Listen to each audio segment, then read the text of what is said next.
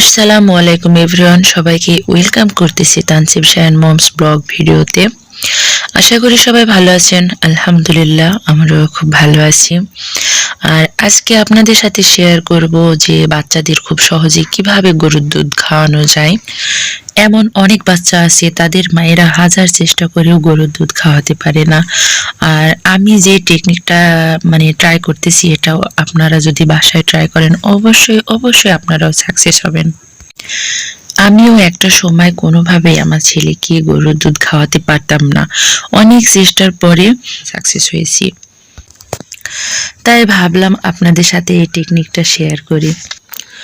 প্রথমে বাসায় আমি এই দুধটা খাওয়ানোর জন্য আমার ছেলেকে অনেক ট্রাই করি, কিন্তু আমি তাকে কোনোভাবেই খাওয়াতে পারি নাই। তো পরে ভাবলাম যে তাকে তার খেলার সাথীদের সাথে একটু খেলতে দিই আর দুধটা খাওয়াই। তো খেলতে খেলতে এই যে আমাদের বাসার পাশেই মাঠ, আর এই মাঠে একটা জমিতে কাকতারুয়া মূর্তি, আর কি মূর্তির মতো এই যে কাকতারুয়াটা আছে। তো এখানে এসে আমার বাচ্চাটা ওটা দেখে অনেক এনজয় পাই, আর বাচ্চাদের সাথে খেলে আর দুধটা খায়। তো এখানে আসলে বিশ্বাস করেন আমার একটু সময় লাগে না। আর গ্লাসে যদি তাকে আমি দুধটা তার মুখে যদি ধরি, তো জাস্ট ঠোঁট দুটো শুধু ভেজাবে, তাছাড়া মুখের ভিতরে দুধ যাবে না। তো এই জন্যই ওষাদের কাপটাতে আমি দুধটা ঢেলে তারপরে তাকে খাওয়াই। তো এভাবে খাওয়াতে আমার একদমই সময় লাগে না, খুব তাড়াতাড়ি দুধটা খাওয়ানো হয়ে যায়। আর সেও এখানে এসে অনেক এনজয় পায় আর মজা করে দুধটা খায়। প্রথমেই আমি বাসাতে দুধটাকে ভালোভাবে জাল করে নিয়েছি। ভালোভাবে জাল বলতে 2টা বলক তুলে নিয়েছিলাম আর কি। তো আমার বাচ্চাটা ঠিক যে পরিমাণ দুধ খেতে পারবে আমি সেই পরিমাণ দুধ গ্লাসে নিয়েছি। আর দুধের ভিতরে আমি সামান্য পরিমাণ চিনি অ্যাড করেছি, কারণ আমার বাচ্চাটা একটু মিষ্টি পছন্দ করে। আর হ্যাঁ, আমি আরেকটা বিষয়ও আপনাদের কাছে ক্লিয়ার করতেছি যে আমি আমার বাচ্চাকে কেন কাঁচের গ্লাসে দুধ দিয়েছি।